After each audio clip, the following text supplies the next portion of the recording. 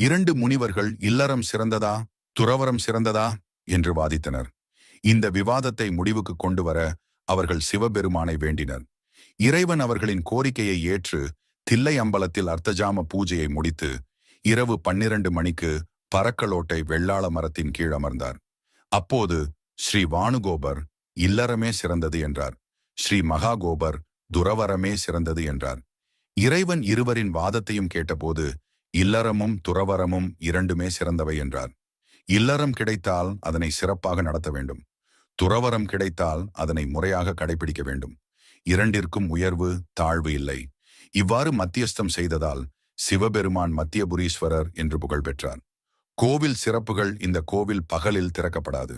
இறைவன் இங்கு இரவில் வந்ததால் ஆண்டிரும்பும் திங்கட்கிழமை இரவு 12 மணிக்கு மட்டுமே கோவில் நடை திறக்கப்படுகிறது. தைப்பொங்கல் அன்று மட்டும் கோவில் காலை முதல் இரவு வரை திறந்திருக்கும். அன்றுதான் இறைவனை பகலில் தரிசிக்கலாம்.